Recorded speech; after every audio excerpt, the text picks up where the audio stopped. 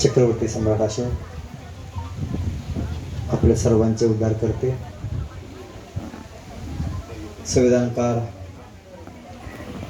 नवीन भारताचे निर्माते परमपूज्य बोधिसत्व डॉक्टर भीमराव डॉक्टर बाबासाहेब आंबेडकर साहेब, ज्यांचे आज स्मृतिदिन आहे, त्या माता रमाई यांना विनम्र अभिवादन करतो. सर्व समतेचे महामानव यांना अभिवादन करतो. वेळेचं भान ठेवून कमी शब्दात आणि कमी सगळी नावं न घेता मी आपल्या या केंद्रीय शिक्षिका शिबिराच्या संबंधातनं काही गोष्टी आपल्याशी बोलत आहे. पूज्य बनते यांना वंदन करतो. सर्व केंद्र पदाधिकारी, सर्व महाराष्ट्र, मुंबई आणि आपल्या सगळ्या नवीन झालेल्या सर्व केंद्रीय शिक्षिका या सर्वांना जय भीम.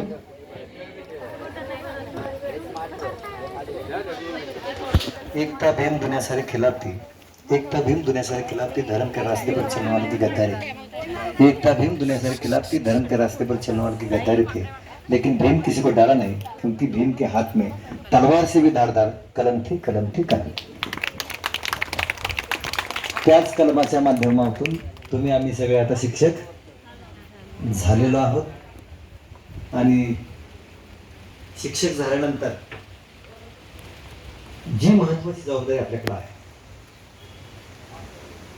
ती म्हणजे बाबासाहेब आंबेडकरांनी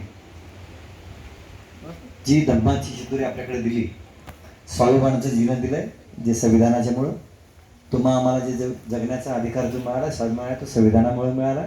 संविधानात काय काय तत्व आहेत ते मी सांगणार नाही आताच विषयात झालेले आहेत, परंतु त्या टिकवण्यासाठी बाबासाहेब आंबेडकरचा भारतीय बौद्ध महासभा ही संस्था बौद्ध धर्म सगळ्या तळागाळापर्यंत पोहोचवण्यासाठी भारतीय बौद्ध महासभेनं पूर्वीपासून मग ते भैयासाहेब काळापासून ते निरात्यांच्या काळापर्यंत अत्यंत एक महत्वाची प्रक्रिया होती, ती म्हणजे बौद्धाचार्याची होती. आणि त्या बौद्धाचार्याच्या नंतर निरात्यांच्या काळात 1995 सालापासून त्या पहिल्या शिबिरातले आम्ही गायकवाड गुरुजी, मी स्वतः केंद्रीय शिक्षक बनलो. आम्ही 95 पासून ही प्रक्रिया सुरू आहे की बौद्धाचार्यांच्या नंतर जर भारतीय बौद्ध महासभेचा प्रमुख कणा कोण असेल तर तो कोण आहे? कोण आहे? केंद्रीय शिक्षक. आणि मग आणि दुसरं केंद्रीय शिक्षक म्हणजेच काय? केंद्रीय शिक्षिका. शिक्षक म्हणजे पुरुष आणि शिक्षिका म्हणजे पुरुष महिला असं काय म्हणण्याची गरज नाही. केंद्रीय शिक्षक हे एक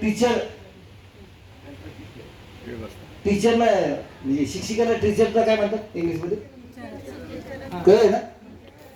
मराठीत आपण म्हणतो शिक्षिका आणि शिक्षक, परंतु कॉमन शब्द बघितला तर केंद्रीय शिक्षक हे कॉमन शब्द आहे.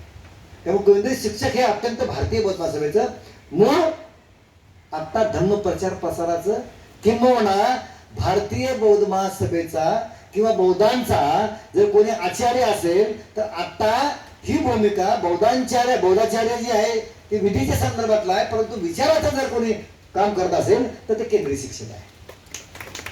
आणि ती जबाबदारी आता तुमच्यावर पडलेली आहे. ते पडत असताना कितीतरी महिला काय काय काय काय बोलल्या, मी ऐकले सगळं. पण काही महिलांचं मी लिहून घेतलंय,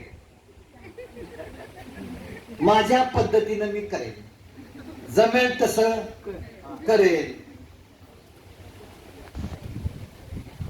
आणि एका महिन्याने तर कबूल केले. मला कौतुक करायचं वाटतंय महिन्याने. ती काय म्हणलं की आचारसंहिता शिकवली खरी, शिस्त सांगितली खरी, पण आम्ही सगळे बेशिस्त वागलो. बरोबर? पण माझ्या वेळच्या वेळेला मी तुम्हाला एक गोष्ट सांगितली होती की तुम्ही जसं आज बेशिस्त वागलाय आणि आम्ही थोडस शिस्त शिकवण्याचा प्रयत्न केलाय, हो की नाही? तर ती भूमिका तुम्ही बसलाय विद्यार्थी म्हणून आणि आम्ही शिक्षक होतो. ती विद्यार्थ्याची भूमिका तुमची आता संपलेली आहे. तुम्ही केंद्रीय शिक्षक झाला. म्हणजे तुम्ही कुठे आहेत आता? कुठं? इकडे कोणतरी म्हणलं काहीतरी, काय म्हणलं, आम्हाला काहीतरी सहकार्य करा, मार्गदर्शन करा, पण अजून एक कोणतरी एक महिना म्हणली परत एक शिक्षण शिबिर घ्या, म्हणजे चुकलंय काहीतरी आमचं.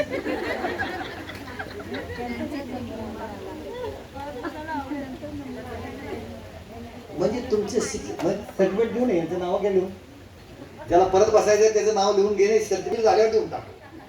चालतंय. आता कोण म्हणते हात वर करा बघू, परत शिबिर घ्या, परत संधी द्या, पण शिक्षक सेवा नाही प्रमाणपत्र. कारण का आपल्या लक्षातच येणार झालंय, याचं स्टँडर्डच लक्षात येणार झालं. काय येणार झालं, केंद्रीय किंवा शिक्षक हा काही पोरखेळ नाही आहे. त्यामुळे आता सीटी काय ते सीईटी काय झालं, गडबड झाली.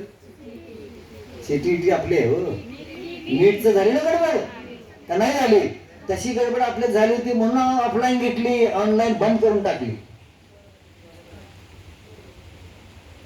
आता जर त्या बसलेल्या स्टँडर्ड महिला आपल्या या सगळ्या शिक्षिका झालेल्या त्या पण जर अशा आरडायला लागल्या, म्हणायला लागल्या, तर भारतीय बौद्ध समाज कोणावर अवलंबून राहील.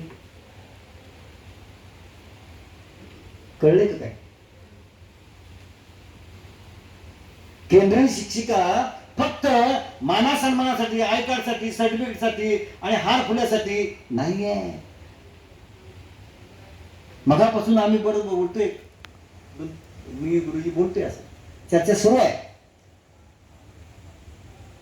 सांगत नाही कुणाबद्दल चर्चा सुरू आहे, पण जर ज्यांच्यावर जबाबदारी ज्या गोष्टीची आहे, मग भिक्षुणी असेल, केंद्रीय शिक्षिका असेल, बौद्धाचार्य असतील, पदाधिकारी असतील, यांच्यावर त्या घातलेल्या किंवा त्या दिलेल्या जबाबदारीची काय, सन्मानाची जबाबदारी काय आहे, तर त्याचं काही आपल्याला डोक्यात घेऊन काम करणार किंवा नाही. कुणीतरी म्हणलं पहिलं माझं घर, आणि कुणीतरी म्हणलं अजून काय, घराबरोबर माझी कॉलनी.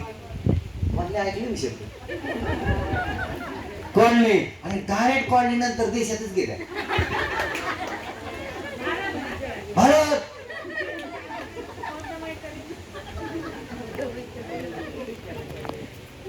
कळलंय का काय. त्यामुळं काम करण्याची पद्धत तुम्हाला आता बदलावी लागेल. की आजपर्यंत करत होता ना तसं चालणार. तर आमचा एक काय तो फोन आला, मला कोणत्या गाडीने पाठवतात, कोणती गाडी आहे, कशाने बसवलंय, काय करणार आहे, अमुक करणार आहे, तमुक करणार आहे, झाला विषय. आता हे सगळं बंद होणार आहे. तुम्हाला तुमच्या खर्चाला जायचं आहे. चालतंय का. शिक्षिका म्हणून बोलवलं तर खर्चानं जायचं, स्वतःच्या खर्चानं. आहे काय किती लोकांची. अरे वा, टाळ्या वगैरे पाहिजे. तुमच्या माहितीसाठी सांगतो, आम्ही लिस्ट करायला लागलो. कशाची लिस्ट करतोय. धम्मदान कोण मागते, आणि कमी दिलं अजून बोंबाबोंब होती, त्याच्या सुद्धा यादी सुरू आहे. ती फक्त यादी कुणाकडे आहे, कुणाकडे यादी आहे, हा ती माझ्याकडे आहे. हेच देणार आहेत, मी काही घेत नाही, हे सगळी देणार मंडळी आहेत. त्यामुळं कोण किती पैसे मागतोय, धमदान किती मागतोय, काय मागतोय, किंवा वस्तू मागतोय, काय मागतोय, हे आता तुम्हाला बंद करावं लागेल. एखाद्या शाखेकडून तुम्हाला पैसे मिळू शकतात, एखाद्या शाखेकडून मिळणार नाही.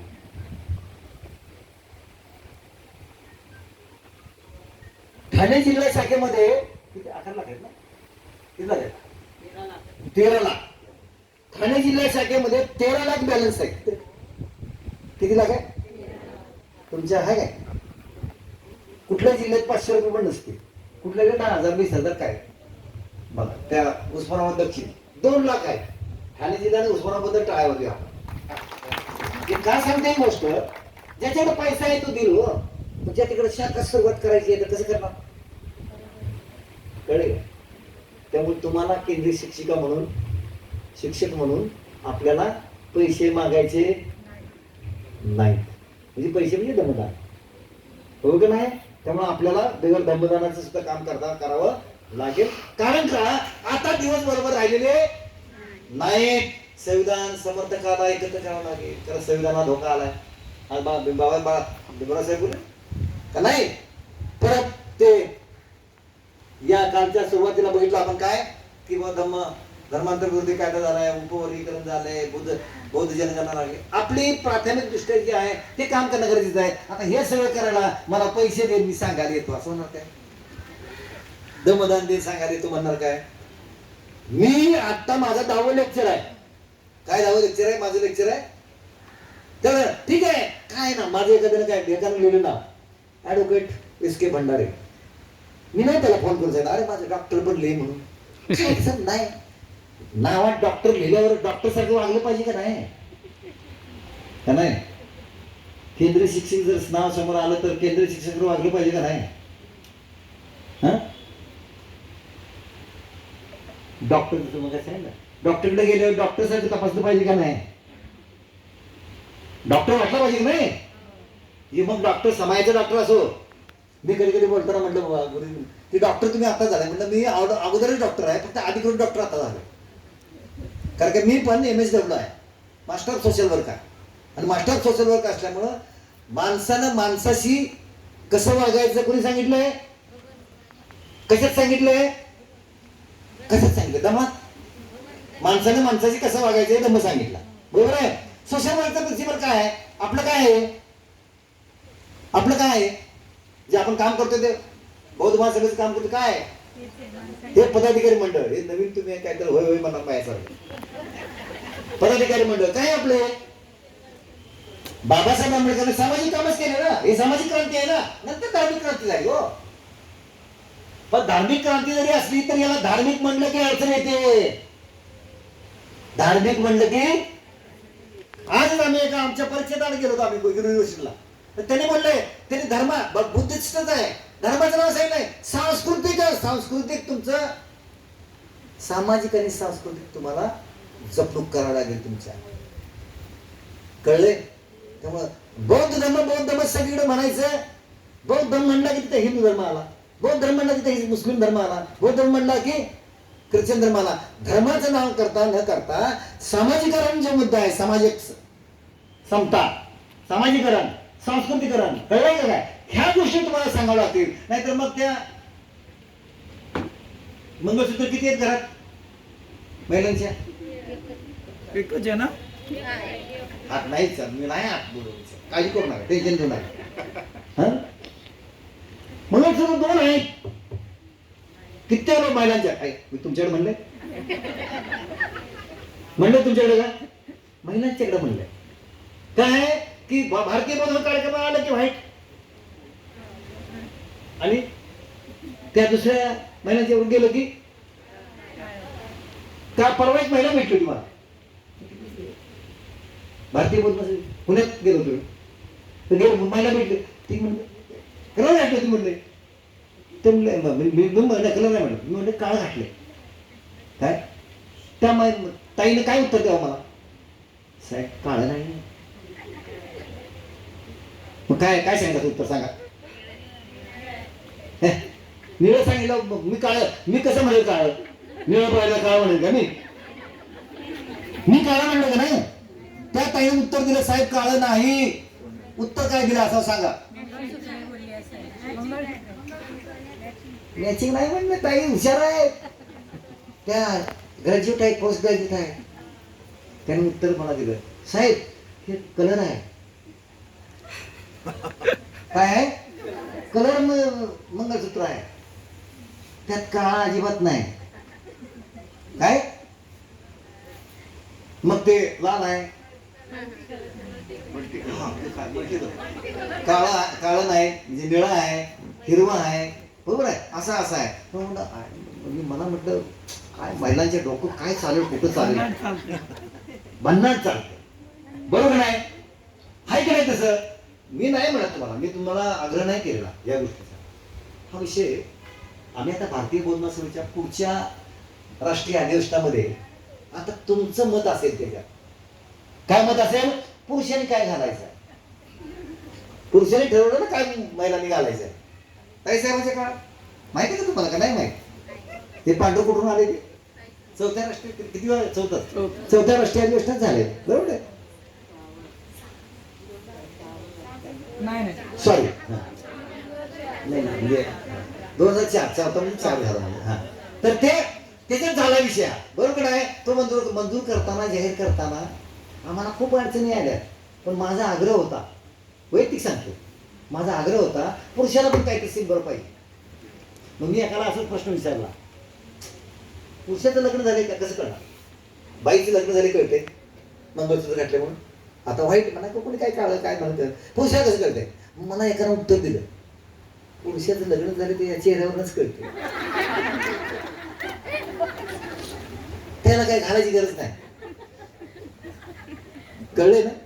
उत्तर कळले. तुम्ही सगळे हसलात म्हणतात तर हा, ते लग्न झाले की नाही त्याच्या चेहऱ्यावरच कळते. तो इतका नाही. आता ते दुसऱ्या गमती सोडून द्या काय, पण सामाजिक समता आणण्याच्या दृष्टिकोनातून ही समता आणली ही गोष्ट केली. आणि त्यामुळे आज भारतीय बौद्ध महासभेमध्ये महिला आणि पुरुष शाखा तर निर्माण झाल्याच, आता पुरुष आणि महिलांच्या बरोबर केंद्रीय शिक्षक शिबिर सुरू झालेली आहे. महिलाचं झाले की पुरुष, पुरुष झाले की महिला, असं झालंय. बरोबर आहे. वर्षात 2 महिला शिबिर होतात. किती होतात? 2 होतात. आता कदाचित आता ही 50ची मर्यादा झालेली आहे. कदाचित पुढे वाढेल ती गोष्ट वेगळी. परंतु तुमच्यावर जी जबाबदारी आली ना, पण तुमच्यामुळे एक महत्वाचा निर्णय आम्ही आज घेतला, तुमच्यामुळं. कारण महिला आहेत ना खूप काय नाही नाही तुम्हाला दिली उपमा. महिला खूप स्वच्छ मनाचे असतात. चांगलं नाही वाटलं का तुम्हाला हे? पण टाळ्या वाजवायला लागतील त्याला. काय माहितीये का? ऐका, पुरुष आहे ना कधी कधी हातचा आपण बोलतो, कळलं? पण महिला 99% 1% बाजूला ठेवतो. आता महिला पुरुषासारखे पण काही शिकायला लागल्या काय, परंतु 99% महिला जी आहे ना, ती महिला स्वच्छ मनानं प्रत्यक्षात त्याला बोलल्यावर काय वाटेल, ह्याला बोलल्यावर काय वाटेल, आम काय वाटेल, काय नाही बोलून रिकाम.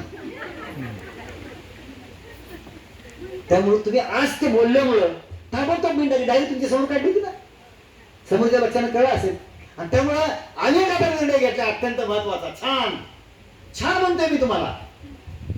वाईट वाटेल तुम्हाला कदाचित, पण वाईट वाटण्याचा विषय नाही. छान यासाठी आहे की जो काम करतोय त्याला संधी असेल, तो काम करत नाही त्याला काहीतरी आपल्याला थोडस काय करावं लागेल, काय करावं लागेल, त्याला मर्यादा द्यावं लागतील की नाही, त्याला मर्यादा ठेवावं लागेल. जो काम करतोय त्याला संधी मिळाली तर ताई तर म्हणलं मला 22 वर्षांत संधी मिळाली, कोण म्हणलं की मला लवकर संधी मिळाली. पण आता सगळ्या समान केंद्रीय शिक्षिका राहणार नाहीत. चालेल का नाही? काय नाही होतं त्याला, समान केंद्रीय शिक्षिका राहणार नाही. ज्यानं जे काम केलंय, ज्यानं जेवढं काम, म्हणजे केंद्रीय शिक्षकेबद्दल नाही, केंद्रीय शिक्षक बद्दल पण आहे. केंद्रीय शिक्षक शिक्षिकाबद्दल आम्ही एक धोरणात्मक निर्णय घेत आहोत. मुंबईचे सरचिटणीस बघायला आले काय गडबड चालते हा, तर काय करणार आहोत आम्ही? तर केंद्रीय शिक्षक हे पद आहे, पण केंद्रीय शिक्षक हे आहे, हा केंद्रीय शिक्षक राष्ट्रीय लेवलचा कोण, राज्य लेवलचा कोण, जिल्हा लेवलचा कोण, तालुका लेवलचा कोण, असं आपल्याला आता ठरवायची पाळी आलेली आहे. कळलंय का नाही? काय कर कसं ठरवायचं, कसं ठरवायचं, त्याला काय करायला लावावं लागेल, आपल्याला सांगा लागेल. ते तुमच्या या शिबिराच्या माध्यमातून पहिल्यांदा मी आता आज अनाउन्समेंट करत आहे. आणि हे सगळ्यांनी आम्ही मंजूर केले, विनोद साहेबांना मंजूर केले. आता आम्ही जवळजवळ सगळ्याच पदाधिकारी केले आणि ते तुम्हाला छान वाटेल. जो काम करणार आहे त्याला, काम करणार नाही त्याला छान वाटणार नाही. तुम्हाला सगळ्यांना काम करायचं आहे, या सगळ्या लोकांना आमचे काम करायचं आहे, बरोबर आहे. आता बिनकामाचं कोणी राहणार नाही, बिनकामाचा राहिला तर त्याला अडचण होणार. कळले? बाबासाहेबांची क्रांती गतिमान करायची आहे, त्यासाठी तुम्हाला मेहनत करावं लागणार. तर राष्ट्रीय स्तर कुणाला म्हणायचं? राष्ट्रीय लेवलचा टीचर. सगळं नाव केंद्रीय शिक्षक आहे, पण राष्ट्रीय लेवलचा टीचर कोण? तर बाबा 2 पेक्षा जास्त राज्यामध्ये जो शिकवायला गेलाय त्याला राष्ट्रीय स्तर.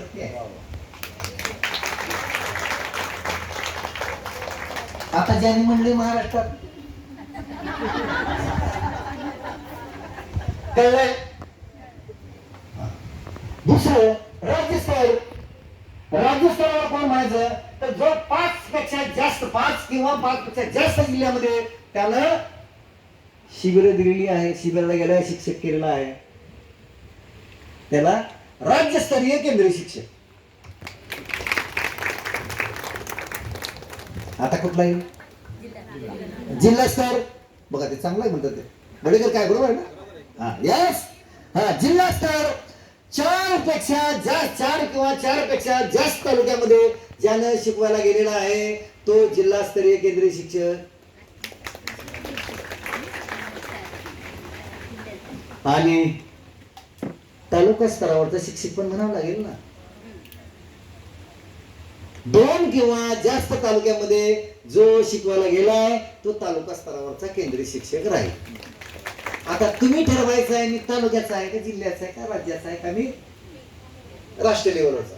त्यावेळेला दरवर्षाला आम्ही ही यादी प्रसिद्ध करणार. काय करणार? काय करणार? प्रशिक्षण विभागाने. ताई मगाशी म्हणत होत्या मला, आता इथे सगळं म्हणते देत येतच नाही, नाही म्हणतात. येस ओके, तुझा स्तर बदलला खाली. कुठं नाही जात?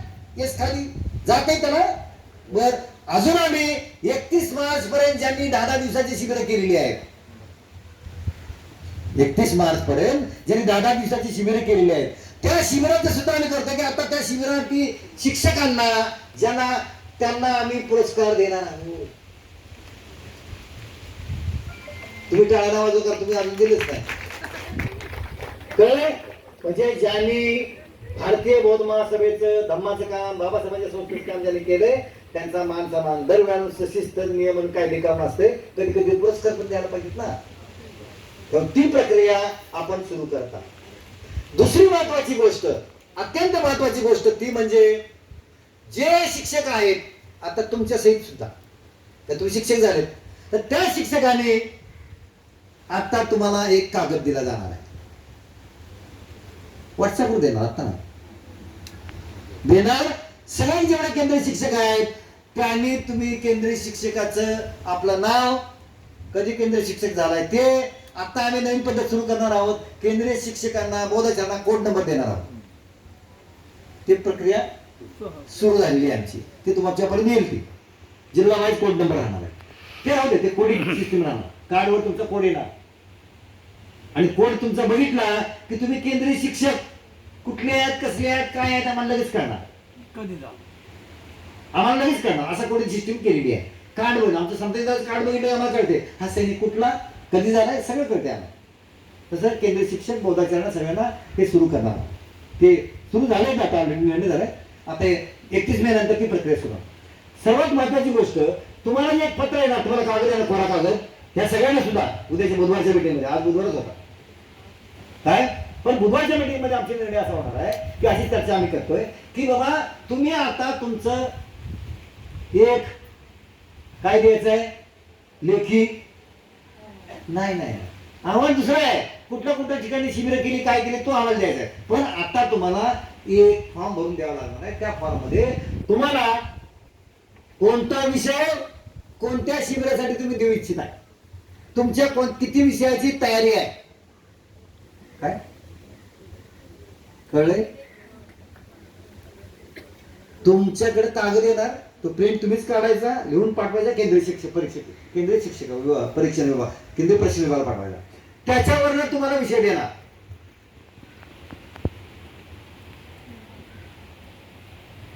पाच पेक्षा कमी शिबिरं केली तुम्ही, किती बरोबर ना आपलं?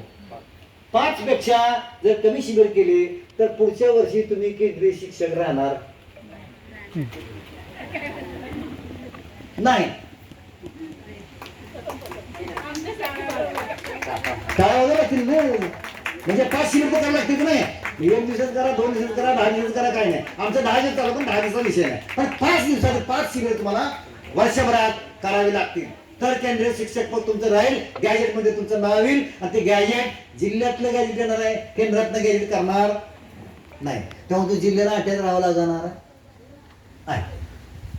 कळलं? जो वर्षभरातनं 10 पेक्षा जास्त शिबिर करणार आहे. किती?